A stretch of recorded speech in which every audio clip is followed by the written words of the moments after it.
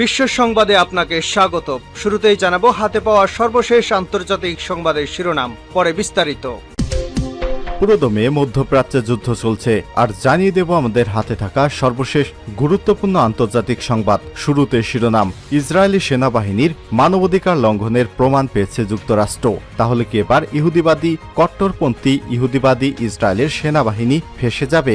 ইহুদিবাদী নেতানিয়াহু সরকারের সেনাবাহিনীর কপালে খুবই দুর্ভোগ হতে চলেছে। এরপর জানিয়ে দিব চলতি সপ্তাহে গ্রেপ্তার হতে পারে কট্টরপন্থী ইহুদিবাদী প্রধানমন্ত্রী বেঞ্জামিন নেতানিয়াহু।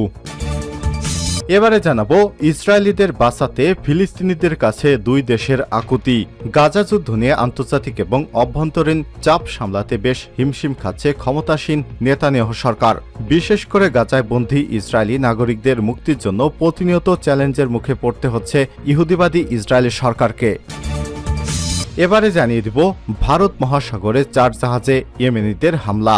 ভারত মহাসাগরে 4টি জাহাজে হামলা চালিয়েছে ইয়েমেনের হুতি বিদ্রোহীরা। তারা ইসরায়েলের সাথে জড়িত এ সমস্ত জাহাজে হামলা চালিয়ে ফিলিস্তিনে হামলার প্রতিশোধ নিয়েছে। এবং সর্বশেষ জানিয়ে দিব ফিলিস্তিনকে স্বীকৃতি দিবে আরও ইউরোপের দেশ। বেশ কয়েকটি ইউরোপীয় দেশ মে মাসের শেষের দিকে ফিলিস্তিন রাষ্ট্রকে স্বীকৃতি দেবে বলে জানিয়েছে ইউরোপীয় ইউনিয়ন পররাষ্ট্র বিষয়ক নীতির প্রধান জোসেফ বোরেল। আলহামদুলিল্লাহ, সোমবার 29 এপ্রিল সৌদি আরবের রিয়াদে ওয়ার্ল্ড ইকোনমিক ফোরামের বিশেষ বৈঠকের এক ফাঁকে এসব তথ্য জানিয়েছেন তিনি। খবর আল আরাবিয়ানের। প্রিয় দর্শক, এতক্ষণ শুনছিলেন সংবাদ শিরোনাম, এবারে বিস্তারিত। তবে তার আগে অনুরোধ থাকবে, আপনি কোন স্থান থেকে আমাদের সংবাদটি দেখছেন কমেন্ট করে জানিয়ে দিন গাজা যুদ্ধে আপনি কোন রাষ্ট্রকে সমর্থন করছেন। আর আপনি যদি আমাদের চ্যানেলে নতুন হয়ে থাকেন, ভিডিওটি দেখতে দেখতে চ্যানেলটি সাবস্ক্রাইব করে রাখুন, যাতে করে আমাদের লেটেস্ট আপডেট সংবাদগুলো সবার আগে আপনার কাছে পৌঁছে যায়। এবারে বিস্তারিত। ইসরায়েলি সেনাবাহিনীর মানবাধিকার লঙ্ঘনের প্রমাণ পেয়েছে যুক্তরাষ্ট্র। ফিলিস্তিনের তথাকথিত সন্ত্রাসীদের বিরুদ্ধে অভিযানে নামে ইসরায়েলের সেনাবাহিনীর মানবাধিকার লঙ্ঘনের অভিযোগ বেশ পুরনো। বিভিন্ন সময় বিভিন্ন সংস্থা এই অভিযোগ তুলেছে। এবার ইসরায়েলের পরীক্ষিত বন্ধু যুক্তরাষ্ট্র মানবাধিকার লঙ্ঘনের কথা স্বীকার করেছে। যুক্তরাষ্ট্রের পররাষ্ট্র মন্ত্রণালয় জানায়, ইসরায়েলের সেনাবাহিনী কর্তৃক মানবাধিকার লঙ্ঘনের প্রমাণ পেয়েছে তারা। সেনাবাহিনীর 5টি ইউনিট ব্যাপকভাবে নিষ্ঠুর কাজের সঙ্গে জড়িত। খবর বিবিসির। এ ব্যাপারে কিছুটা ধারণাও দিয়েছে যুক্তরাষ্ট্র।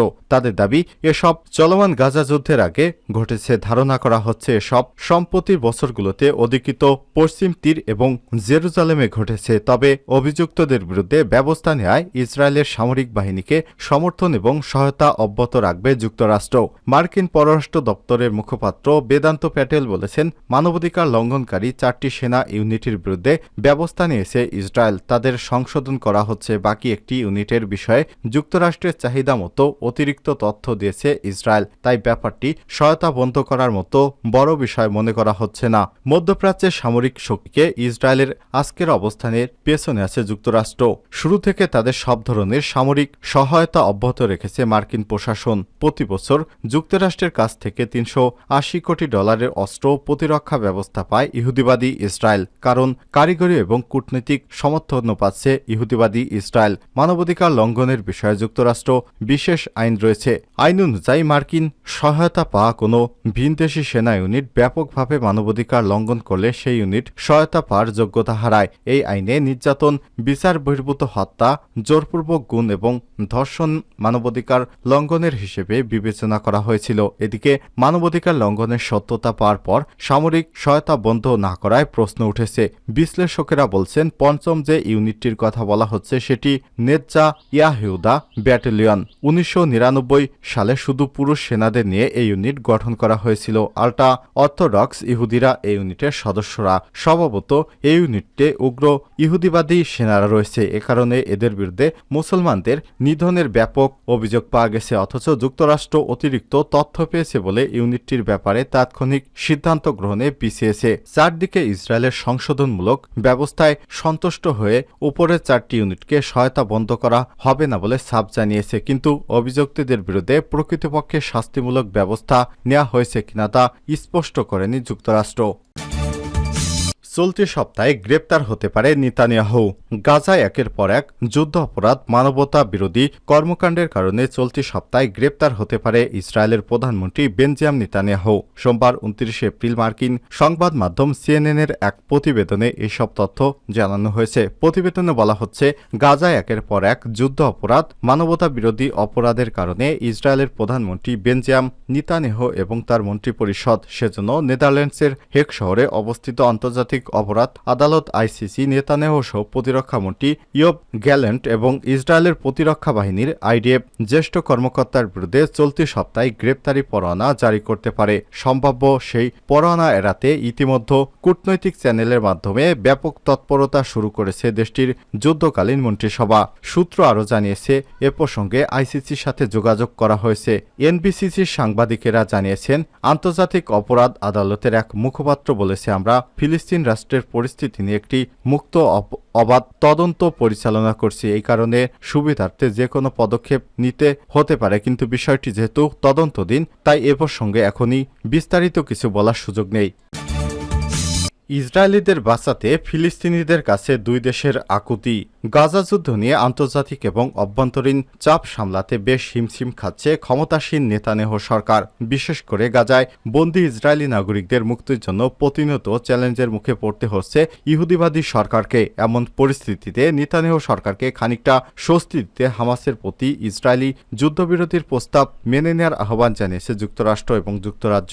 কাতারের সংবাদ মাধ্যম আল জাজিরার এক প্রতিবেদনে জানা যায়, সোমবার ব্রিটিশ পররাষ্ট্রমন্ত্রী ডেভিড ক্যামেরন জানায়, ইসরায়েলের পক্ষ থেকে হামাসের কাছে একটি যুদ্ধবিরতির প্রস্তাব দেওয়া হয়েছে। সেখানে 40 দিনের যুদ্ধবিরতির সঙ্গে কিছু ইসরায়েলি বন্দীদের মুক্তির বিনিময়ে অন্তত 1000 ফিলিস্তিনি বন্দীর মুক্তির কথা উল্লেখ করা হয়েছে। এদিকে সৌদি আরবের রাজধানী রিয়াদ এবং ওয়ার্ল্ড ইকোনমিক ফোরামের এক সভায় বক্তৃতাকালে ক্যামেরন এই প্রস্তাবকে উদার বলে মন্তব্য করেছে। ব্রিটিশ পররাষ্ট্রমন্ত্রী জানায়, যতক্ষণ না পর্যন্ত প্রত্যেকে ইসরায়েলি বন্দী মুক্তি না পাচ্ছে ততক্ষণ যুদ্ধবন্ধ হওয়ার কোনো সম্ভাবনা নেই। এর আগে মার্কিন পররাষ্ট্রমন্ত্রী অ্যান্টনি ব্লিংকেন জানায়, হামাস এ প্রস্তাব গ্রহণ করবে বলে তিনি আশাবাদী। হামাসকে উদ্দেশ্য করে তিনি বলেন, তাদের খুব দ্রুতই সীমান্তে আসতে হবে। তিনি আশা করেন হামাস সঠিক সিদ্ধান্তই গ্রহণ করবে। গত কয়েক মাস ধরে ইসরায়েল এবং হামাসের মধ্যে যুদ্ধবিরতি চুক্তির মধ্যস্থতা করার জন্য কাজ করছে মিশর, কাতার এবং যুক্তরাষ্ট্র। ইসরায়েলের এ যুদ্ধবিরতি প্রস্তাব এমন এক সময় দেয়া হলো যখন গাজায় চূড়ান্ত যুদ্ধবিরতির সম্ভাবনা নিয়ে কথা বলতে খলিলাল হায়ার নেতৃত্বে হামাসের একটি প্রতিনিধি দল মিশর সফরে গেছে। স্বাধীনতাকামী দলটি বরাবরই বলে আসছে, যুদ্ধবন্দীদের ভারত মহাসাগরে 4 জাহাজে ইয়েমেনিদের হামলা।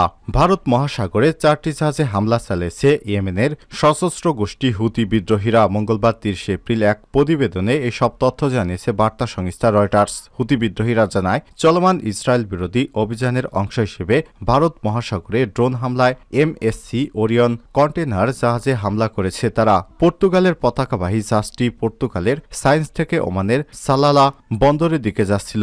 জাহাজটির নিবন্ধিত মালিক হল ইসরায়েলের। এই জাহাজ কোম্পানিতে ইসরায়েলি ব্যবসায়ী ইয়াল ওফারের মালিকানা রয়েছে। এছাড়াও লোহিত সাগরে বাণিজ্যিক জাহাজ সাইকেলেটস এবং 2টি মার্কিন যুদ্ধজাহাজও হামলা চালিয়েছে ইরানপন্থী হুতি বিদ্রোহীরা। মঙ্গলবার এসব তথ্য জানিয়েছে হুতিদের এক মুখপাত্র। গত অক্টোবরে গাজা যুদ্ধ শুরু হয়। এই যুদ্ধে এরই মধ্যে 34,000-এর বেশি ফিলিস্তিনি নিহত হয়েছে। হুতিরা বলছে, গাজার ফিলিস্তিনিদের প্রতি সংহতি এবং ইসরায়েলি হামলার প্রতিবাদে তারা লোহিত সাগর এবং এডেন উপসাগরে ইসরায়েল সংশ্লিষ্ট জাহাজে হামলা করে আসছে।